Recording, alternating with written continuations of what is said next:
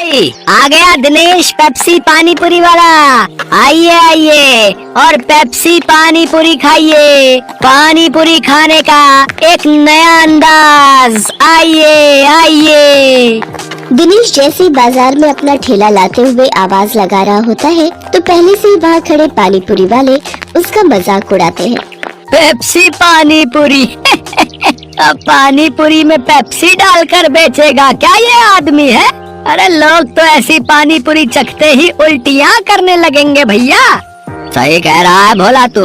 देखना तू 10 दिन भी नहीं टिकेगा यहाँ पे।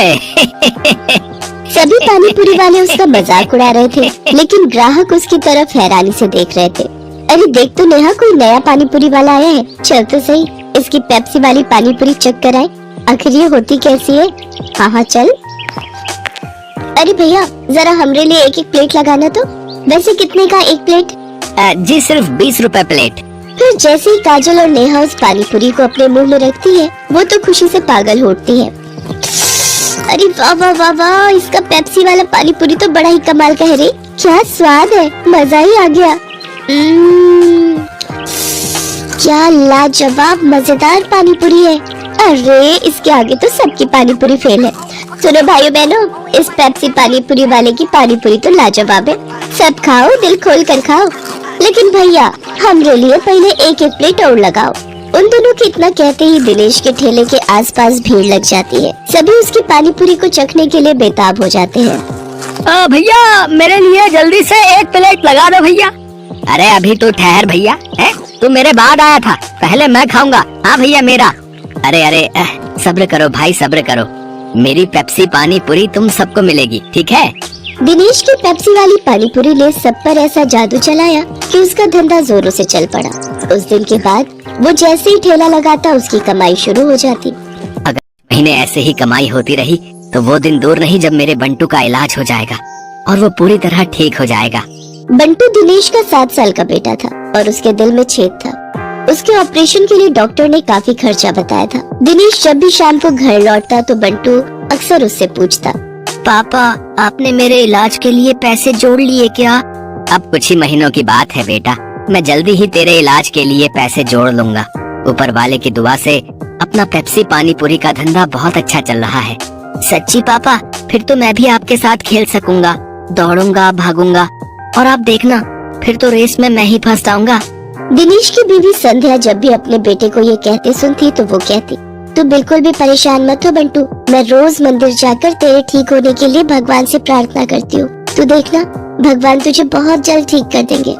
एक दिन दिनेश के ठेले पर हीरो नाम का अधेड़ उम्र का आदमी उसकी पानी पूरी चखने आता है। वो नशे में होता है, तभी उसकी नजर दिनेश के गले पर जाती है। किसी ने ठीक ही कहा था इसके बारे में, इसका गल्ला तो लबालब नोटों से भरा हुआ है भाई। हीरो एक ठग, शराबी और जुआरी किस्म का आदमी था। उसका काम ही लोगों को ये सब बुरी लत लगाना था। दिनेश के भरे गले को देखने के बाद हीरो उससे कहता है, अरे सुना है कि तेरे बेटे को कोई बड़ी बीमारी है अभी, है? और उसके इलाज के लिए तुझे लाखों चाहिए? हाँ भाई सही सुना है, मुझे मेरे बेटे के इलाज के लिए कई सारे पैसों की जरूरत है।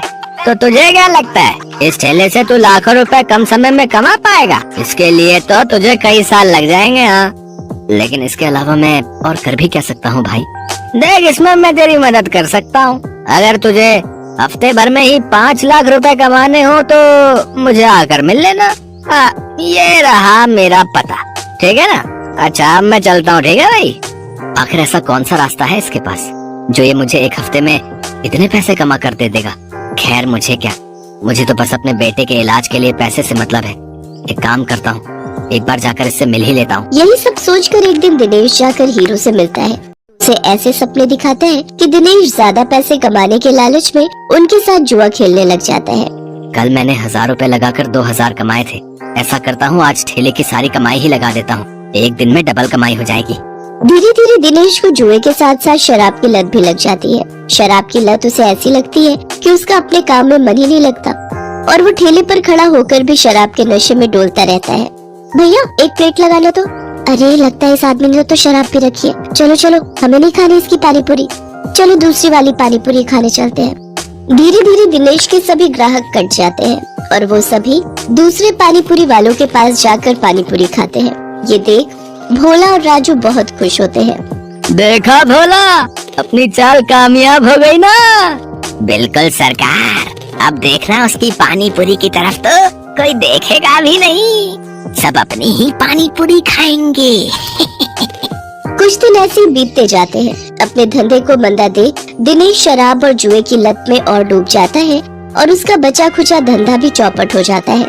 ये सब देख संध्या और बंटू बहुत दुखी होते हैं। फिर बंटू अपनी माँ से कहता है, माँ, अब तो मैं कभी भी ठीक नहीं हो पाऊंगा ना। पापा तो अब सारे पैसे शराब और जुए में ही उड़ा देते हैं। तू परेशान मत हो मेरे लाल, बस ऊपर वाले पर भरोसा रख, एक दिन सब कुछ ठीक हो जाएगा। सारा दिन नशे में धुत रहने और धंधा चौपट होने के कारण दिनेश के घर में खाने पीने के भी लाले पड़ जाते हैं। माँ, अब तो घर में खाने के लिए भी कुछ नहीं बचा। अब तो लगता है भूख से ही हम सब मर जाएंगे। ऐसा नहीं कहते मेरे बच्चे, सुख दुख तो जीवन का हिस्सा है। आज बुरा वक्त आया है, कल अच्छा वक्त भी आएगा। ऐसे ही कुछ समय और बीत जाता है। फिर एक दिन उस बाजार में एक आदमी आता है जो सबको पर्चे बांट रहा होता है। तभी वो दिनेश के ठेले पर आता है। अरे सुनो भाई, पेप्सी पानी पूरी वाले, हमारे सेठ मंगल राम चाट भंडार वाले की तरफ से एक प्रतियोगिता होने जा रही है, जिसमें सभी चाट वालों के बीच कंपटीशन होगा। जो भी इस प्रतियोगिता को जीतेगा उसे पूरे 5 लाख इनाम और साथ ही हमारे मशहूर मंगल राम चाट भंडार वाले बाजार